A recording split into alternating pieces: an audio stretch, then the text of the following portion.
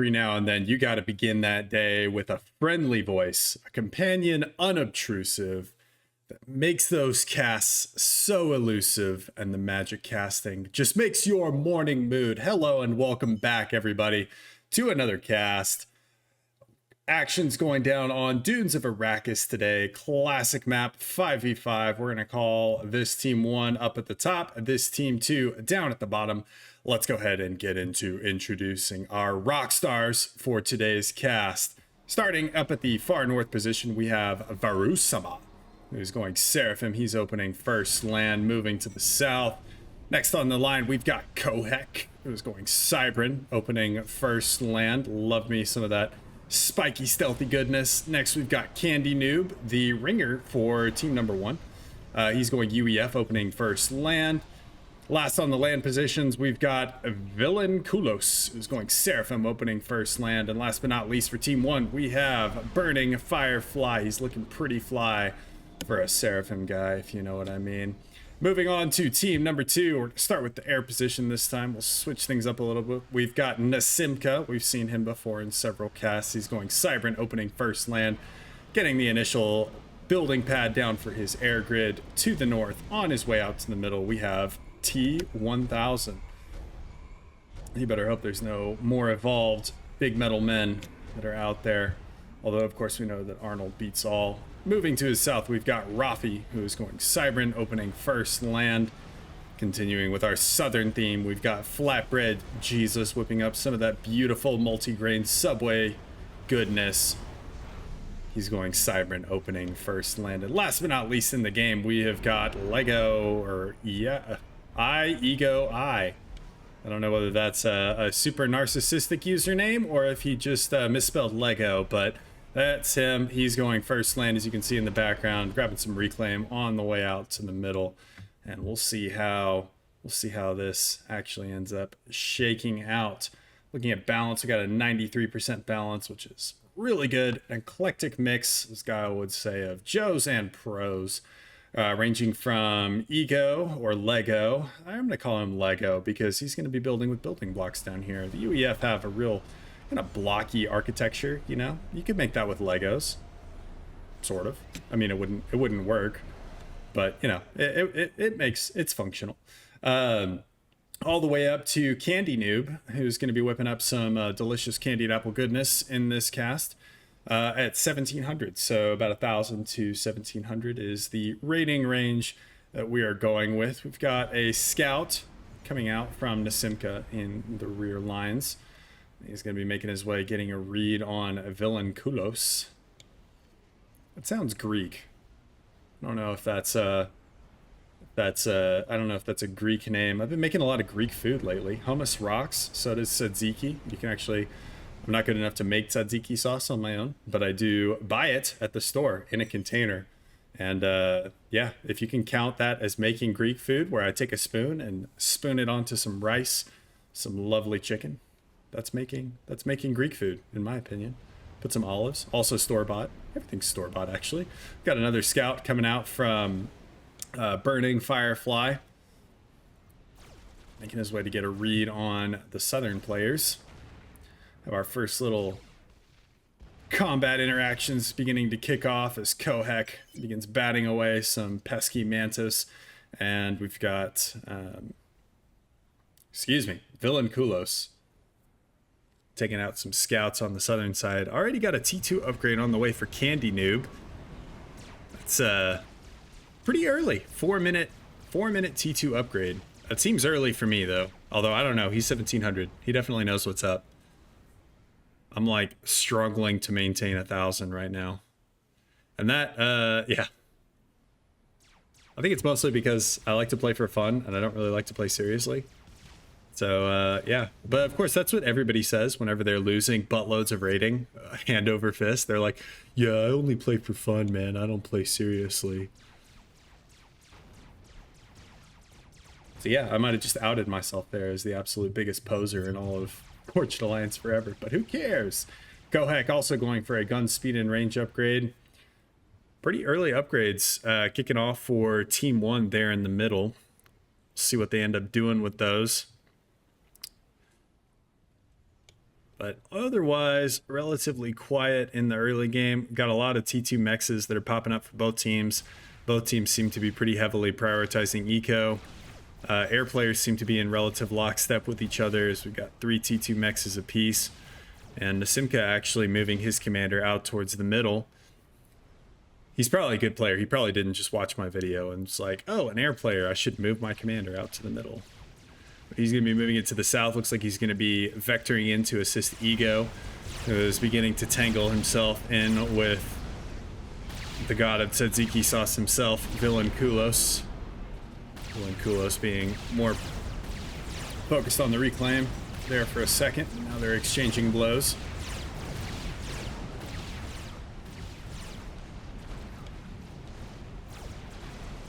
No real massive offensive effort, though, as of yet. Everything so far is pretty easily dealt with the comms. We've got a gun speed and range now coming in for Rafi.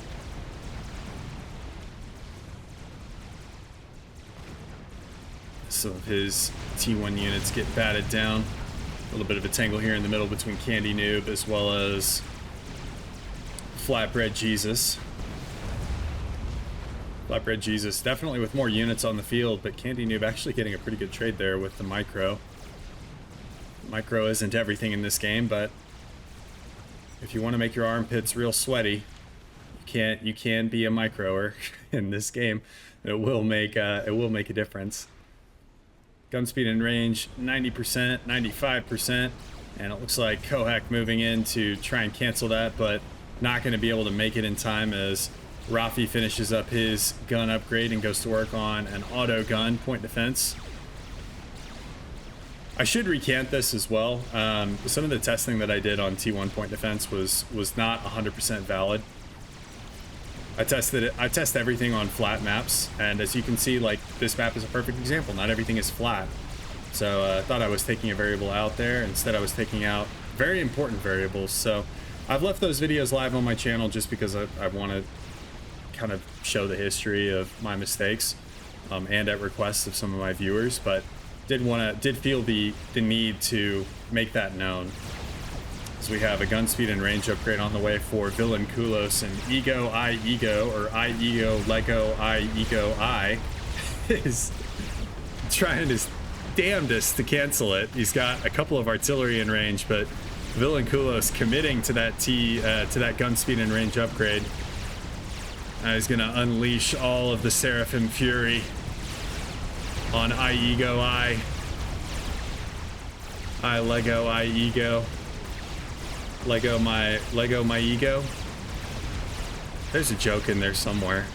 I just have to find it. We'll get there. We'll get there eventually. This game's gonna last a while. We'll get there eventually.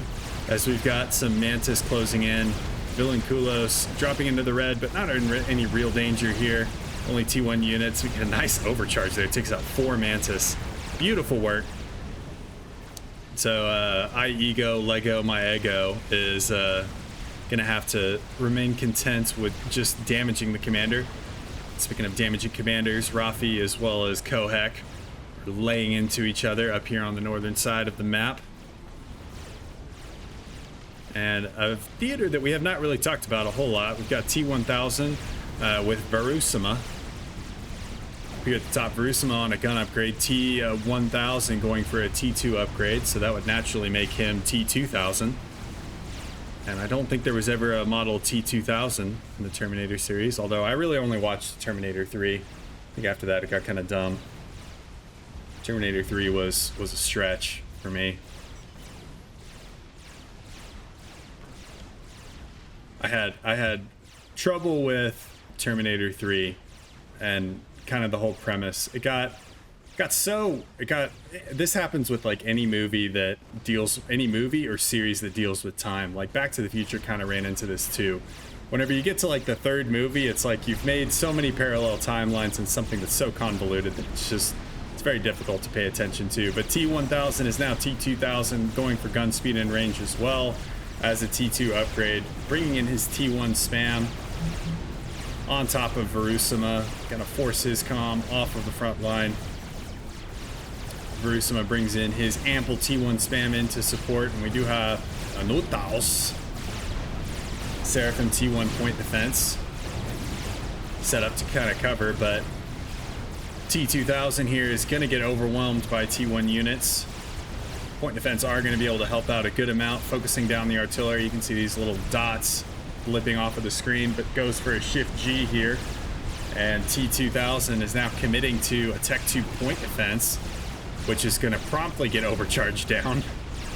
And now T1000, T2000, Arnold Schwarzenegger reincarnated times 10 is in trouble and getting run down by a gun comm with only T2 and a bunch of T1 units. And there's a little bit of help on the way, but I don't know if there's enough to dissuade Verusima from committing to this. You guys can see on the minimap, there's not a whole lot that's going on the rest of the map. Got some skirmishes here happening between Kohak, trying to cast via minimap as well, so that you guys can be relatively comfortable in the fact that nothing else is happening on the map as we zero in on Arnold Schwarzenegger's death and ejection from this game. There was the T1000, the police guy that was the liquid metal dude. I can't remember. Either way, liquid metal policeman or Arnold Schwarzenegger, T1000 is gonna be out of here as long as Verusima focuses the commander. Jeez. Is he not gonna focus? Oh. One more. There we go. Okay. That's going to be the T1000's ejection from the game. Got into a pool of liquid metal. It turned out to be a little bit too much. And now Nasimka has inherited the northern lane on this game. And Nasimka is just...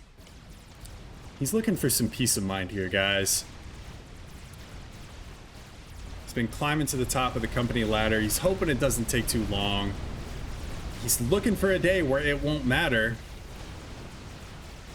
Then come a day when everybody on team number 1 will be gone.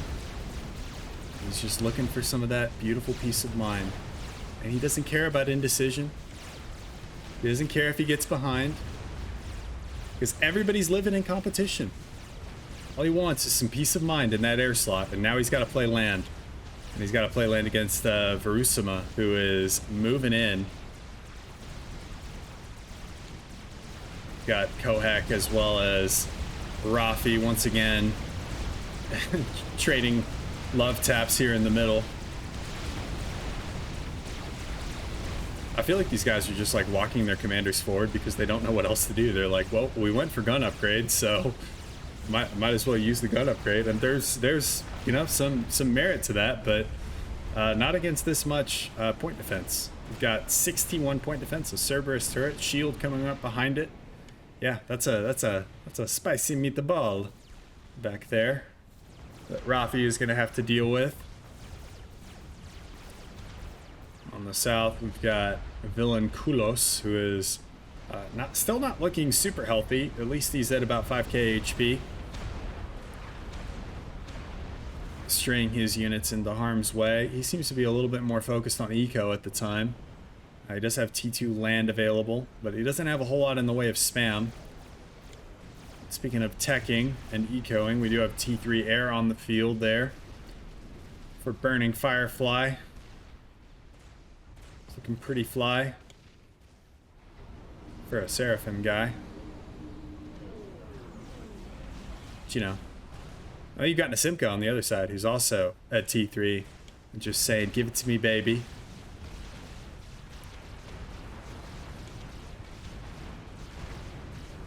But otherwise, things have slowed down a little bit in the game. Ilshiva's skirmishing from Villain Kulos with some spam there from iEgo, Lego My Ego I. Yeah, that spam's gonna go down. We do have some mobile missile launchers of the Viper variety moving in on this triad. Now Candy Noob is like, oh shit, there's Viper up here. Oh, Viper, great. I'm gonna see how many pop culture references I can fit into this cast. We'll see. I had originally designed this to be a particularly themed cast, but I don't know. Things just keep coming to me, so we're going to roll with it. As Cerberus turrets now getting constructed by Flatbread Jesus to try and deal with the incoming Ilshivas. Flatbread Jesus is going to lose 2, potentially 3 of his Vipers. Those Ilshivas seem to be moving really slowly. Sand getting stuck in their gears. Their joints. Their hydraulic mechanisms. I'm sure the Seraphim use hydraulics. It's natural for an alien race far in the future that can open portals between different worlds. They definitely still use hydraulic. They definitely still use hydraulics. So we got Nothas now being amassed from Burning Firefly. He's gonna be looking for a snipe. Verusima positioning his commander to go up against Rafi now, as Nasimka has gone all in on the T1 spam production. Got a ton of Zuis out here. As Rafi and Verusima now engage. Rafi losing an argument with a Dune right now,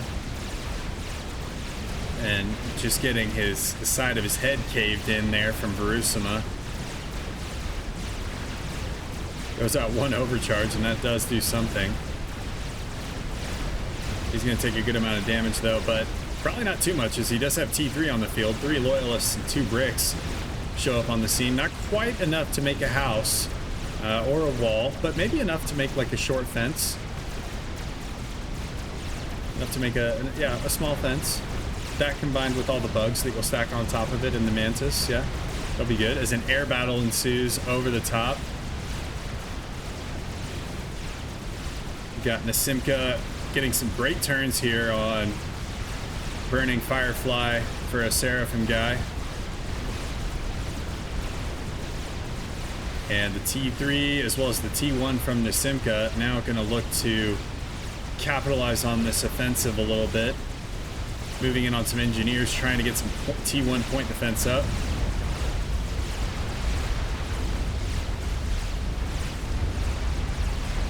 As Verusima's commander is in relatively safe now that Nasimka is moving his T1 off. He does have a gun upgrade, was able to overcharge down all of the T3 units, at least as far as I can see.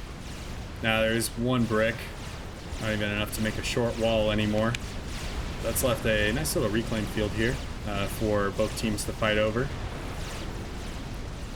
We should probably talk about what's going on here on the bottom, as Villain Kulos is getting his tzatziki sauce handed to him here by I Ego Lego My Ego I. Going for a nano repair upgrade here. And does have Ilshivas on the field, is able to deal with the pillars as well as the T1 UEF from Ego there, but still has lost a good amount of territory.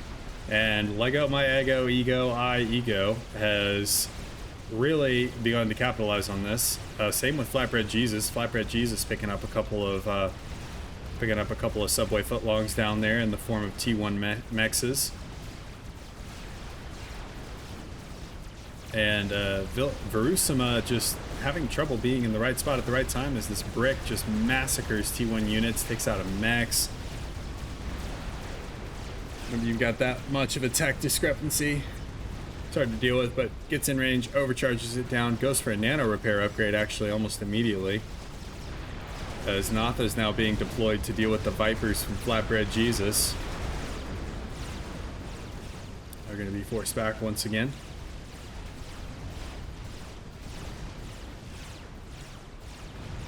And Villain Kulos now with newly regained energy from that grilled chicken wrap that he ate just now in the form of a nano repair upgrade, making his way into a hell of a lot of triad fire.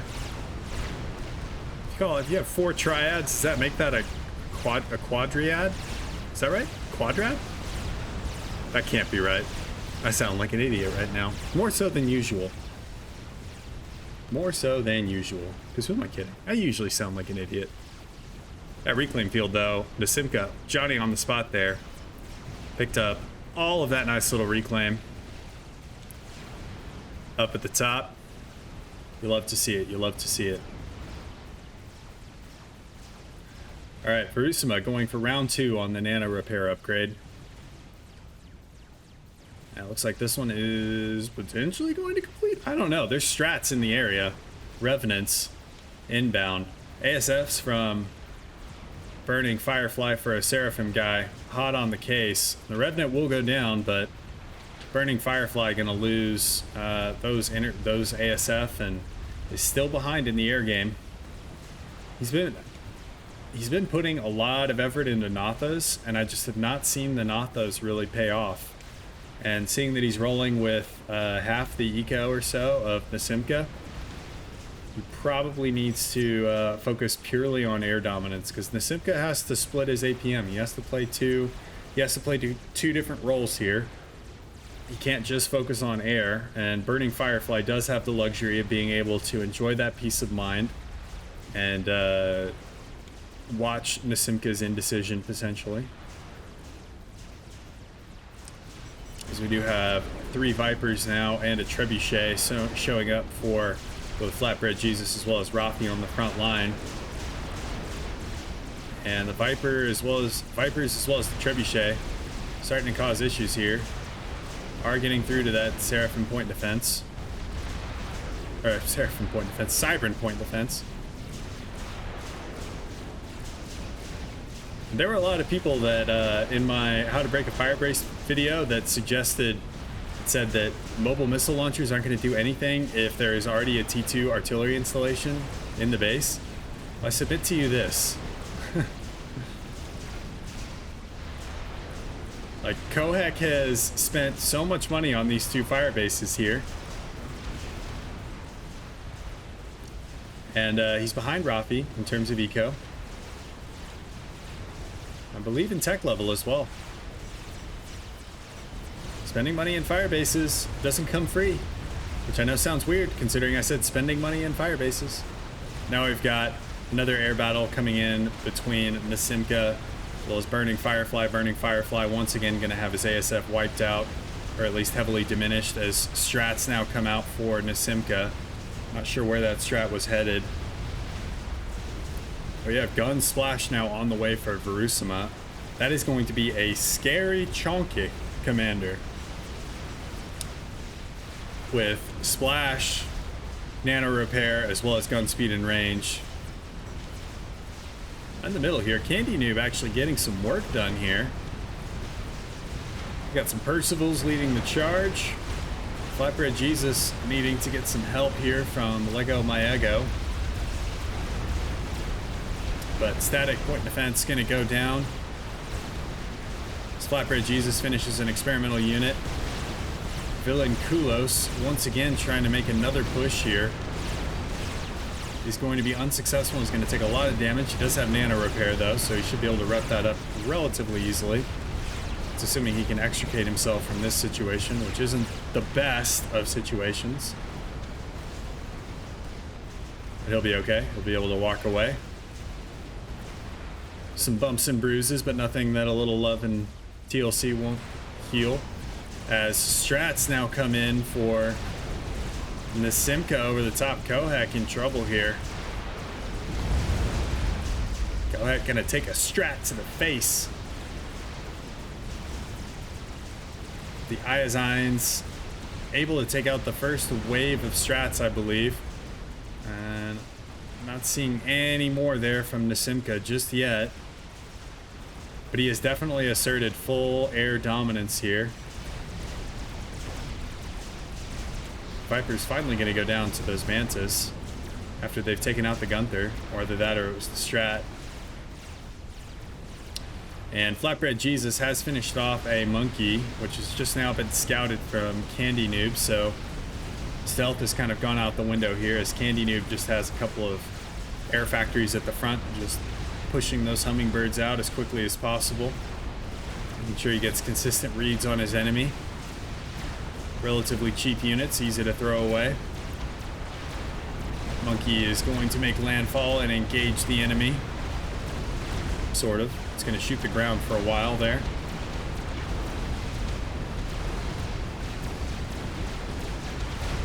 Okay, not every Monkey Lord operator gets to go to an Ivy League school, okay? Some of them ride the short bus. It's all right.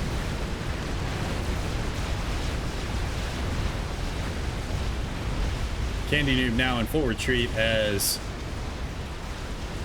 I moves his T3, T1, and T2 amalgamation in from the south to assist. Percival's beginning to go down. The Monkey outranging them. And not too many Percivals left in the mix there. The Monkey Lord has taken relatively significant damage, though, from the Percivals that were on the field. And we're starting to see sniper bots if you look to the left of your screen here. From Nasimka also sieging this firebase. But the real focal point of the action is in this Monkey Lord here.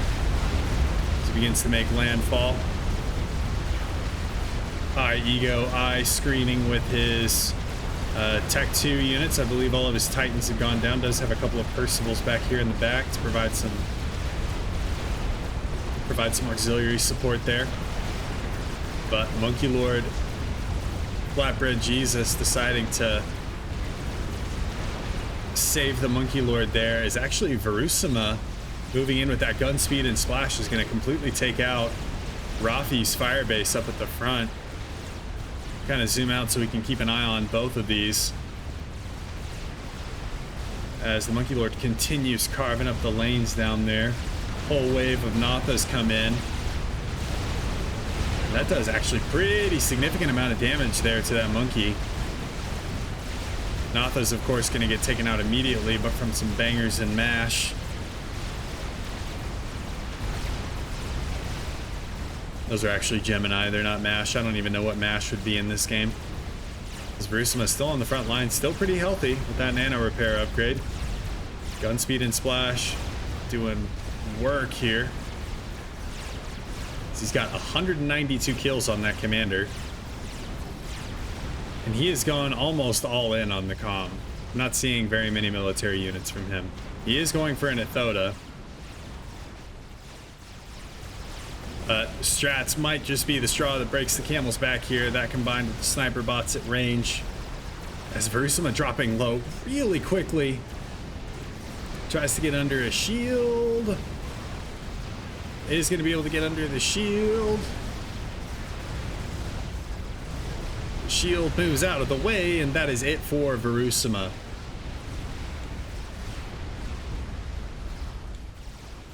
Who's out of here.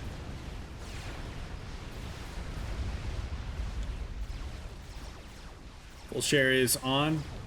So burning Firefly for a Seraphim guy. The lucky winner of Verusima's old base. So now we've got both air players kind of in the same lane here. Actually, Burning Firefly transfers this over to some Candied Apple goodness. We've got a whole flight here of Nathas. These are just one pass Nathas. They're not going to get a second pass. Which, I mean, I guess is fine. I think T1 bombers might be a little bit better option there. If you're just going to be throwing the mass away, you want to go for as efficient of damage per second as you can. But they also have less HP, so, you know. Tomato, tomato, potato, potato. Steak and chicken wings. I was just going for some weird food combination there. As the sniper bots are now going to be able to crush this secondary firebase there for Kohek. Kohek bringing some bricks out to help. Of course, these sniper bots are able to run and gun. Even Natha's coming in over the top. Not going to be able to break through that initial shield, though. Yep, 8 Nathas. Gone, bye-bye.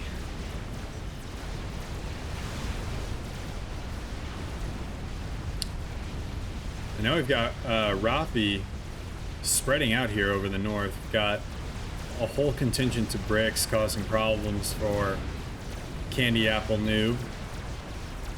In the northern side, going to lose some mexes, as well as a T3 land factory. Not an HQ, so not the end of the world. I'd be very surprised if that was an HQ.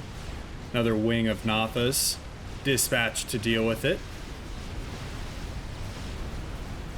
And they look like they're on some sort of shift G, either that or just independent target selection. So they'll spread out their damage a little bit. They will get one pass.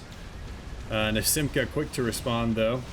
Nathos will get a second pass, but I don't think they're going to get a third. Well, this might be a good opportunity to use your Nathos as bait and engage with your ASF. We'll see if that's what Burning Firefly has in mind.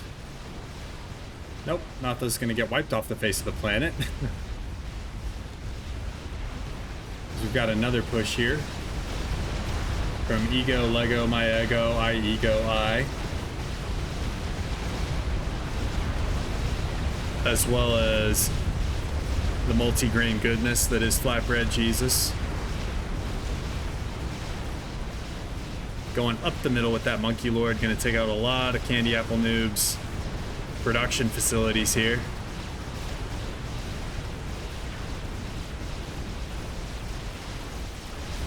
Monkey Lord not super healthy, but does have a whole lot of shields around it. And with those shields, is able to deal with the Percivals. Might not be able to deal with the Authams though, as the HP starts to evaporate. And that Monkey Lord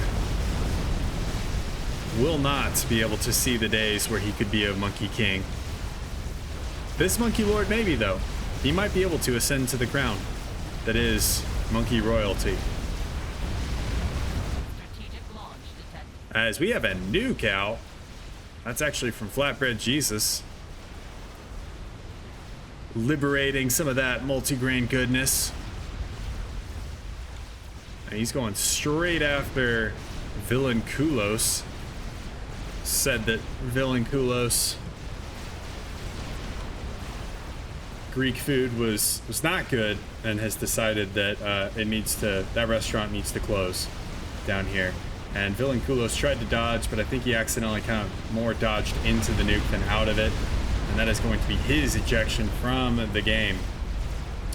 So 3 players to 4 as we have Candy Apple Noob. Candy Noob. I've gotten so in on the Candy Apple thing, I'm starting to call him Candy Apple Noob. Has a Fat Boy out now, and that's going to be able to push back a lot of the spam. We do also have a Soul Ripper out from Kohek. I don't know if that's the experimental I would have chosen, considering you don't have air control. But it does have stealth, and you know, I guess you can play some shadow games with it, or at least force Nasimka to dedicate his air force. Although that many Gemini aren't really going to care about the Soul Ripper's AA, which is almost non-existent. We have another air battle ensue, which Nasimka still getting the better turns here on Burning Firefly for a Seraphim guy. Now the Soul Ripper is left without its fighter escort. Well, actually, I guess there were enough fighters there to make Nasimka think twice about committing for it.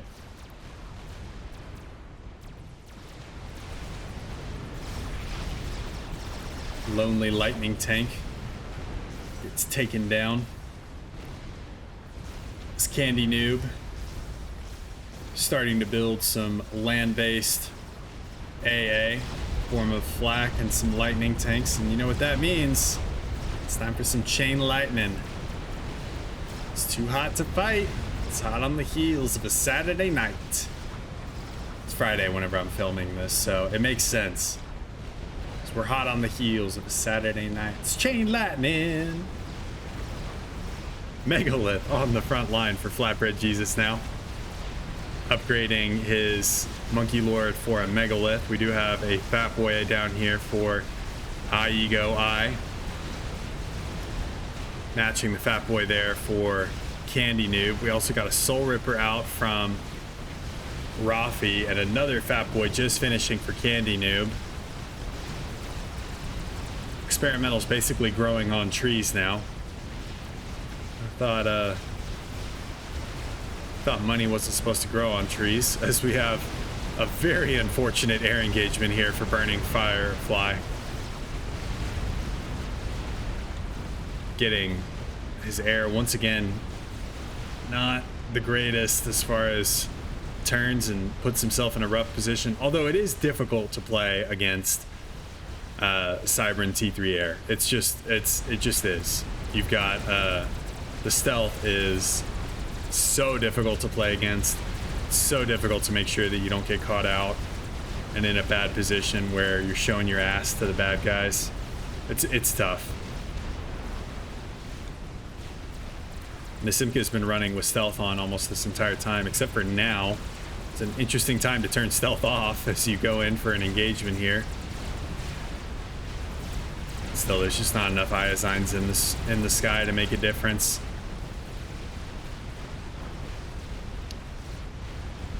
We do have some static T3 AA and an Ethoda actually from Candy Noob down here. So Candy Noob popping experimentals like they're candy. That Ethoda, though, in a pretty poor position and is going to get absolutely decimated by the Titans, as well as the Fat Boy, the Megalith, the Monkey Lord. Chicken should have run like a chicken and gone home.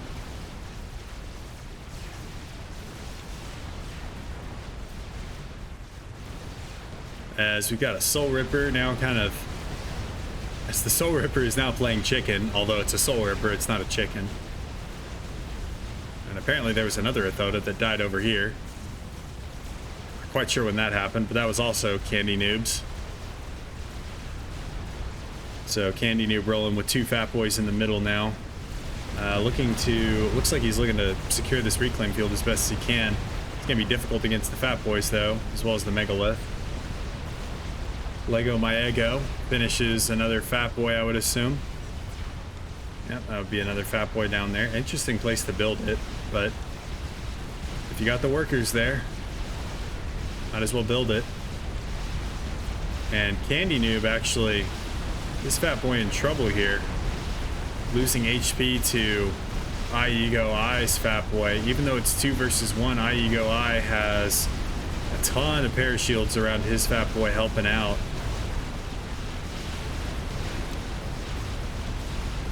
Although the second Fat Boy is not really targeting iEgo's Fat Boy.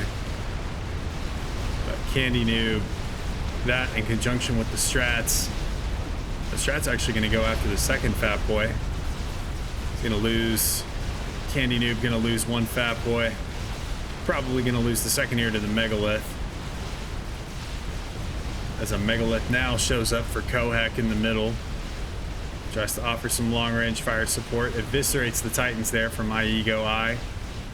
As Soul Rippers now show their faces, and it's starting to look kind of bleak now for Team 1.